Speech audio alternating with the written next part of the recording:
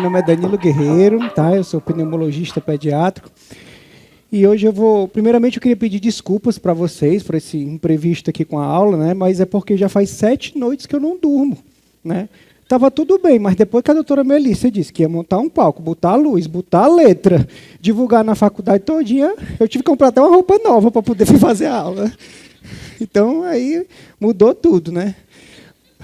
Eu vou ter que começar a falar um pouco aqui do meu tema de hoje, né? Que ele é baseado em educação médica e prevenção. E para falar um pouco desse tema, nada melhor do que contar um pouco da minha história de vida, né? Acho que pouca gente sabe, mas assim, a minha história começa no meu nascimento, lógico, né? E meu nascimento ele foi algo muito difícil, tá? Eu nasci prematuro, acho que pouca gente não sabe. E naquela época, 36 anos atrás, né, um bebê que nascia de 6 meses com 1 quilo, as chances de sobrevivência eram muito difíceis, né?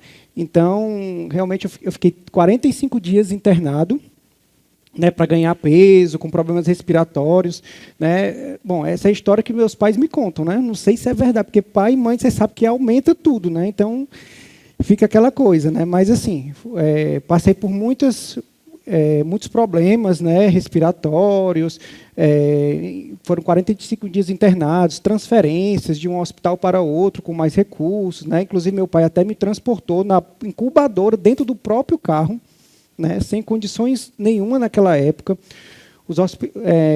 Teve um surto de infecção hospitalar no momento da minha internação. Vários bebês foram a óbito, né, e eu sobrevivi àquele surto com antibióticos, enfim. Eu tinha muita vontade de viver, né?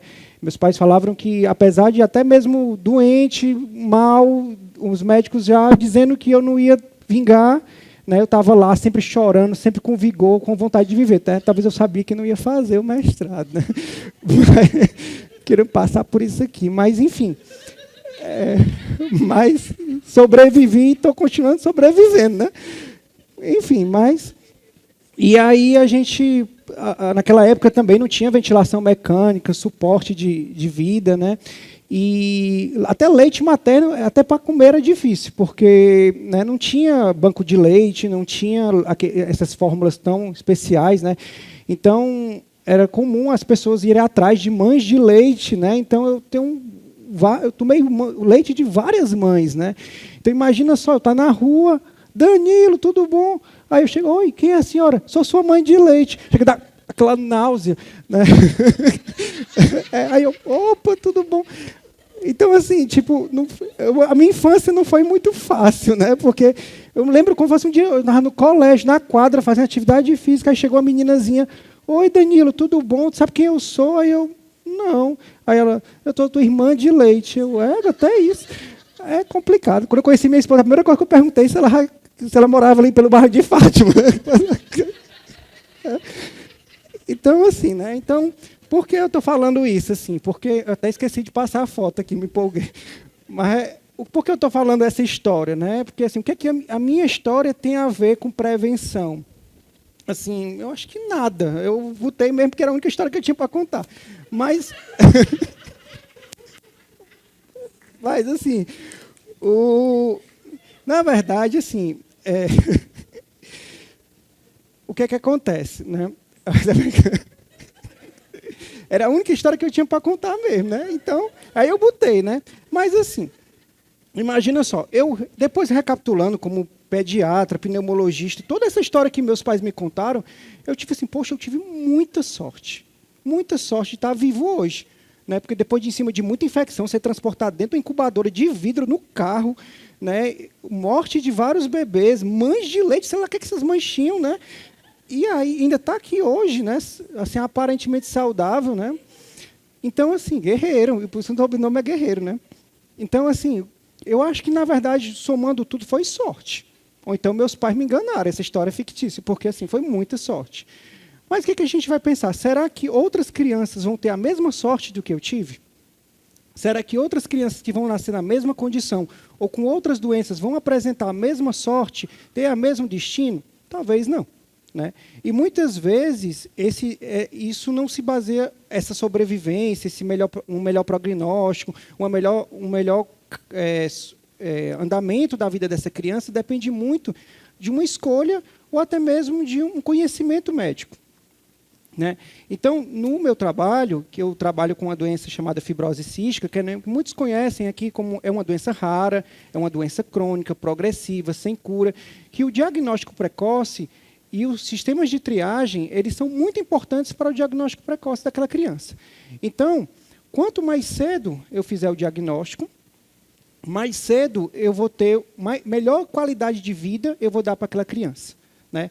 Mais tempo eu vou poder trabalhar, dar um suporte de fisioterapia, de tratamento, né, de cuidados para aquela criança. Então, assim, então a parte de conhecimento, eu poder diagnosticar aquela criança logo ao nascer, né, com poucos dias de vida, e dar para ela uma chance melhor de viver, né, isso é muito importante. E isso, muitas vezes, a gente não se toca como médico, que a gente tem o poder, né, de, muitas vezes, definir, de uma escolha, né, de definir, às vezes, o futuro daquela criança, né? Então, o que é que acontece, né?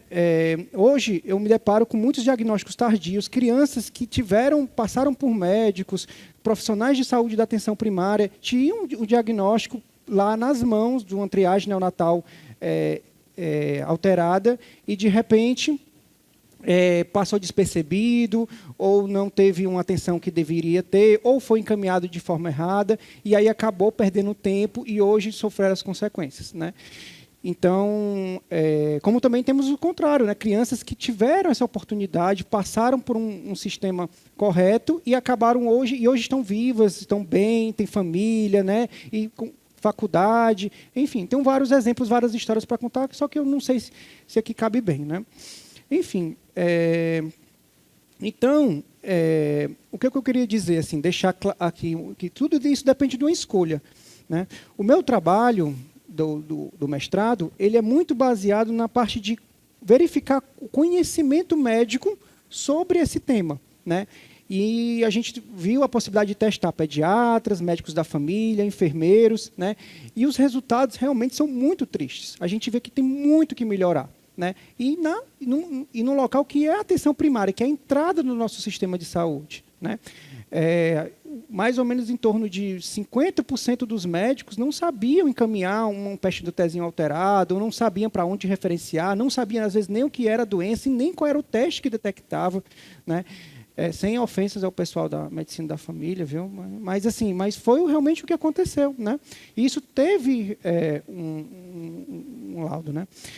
Então, isso me deu um estímulo para quê?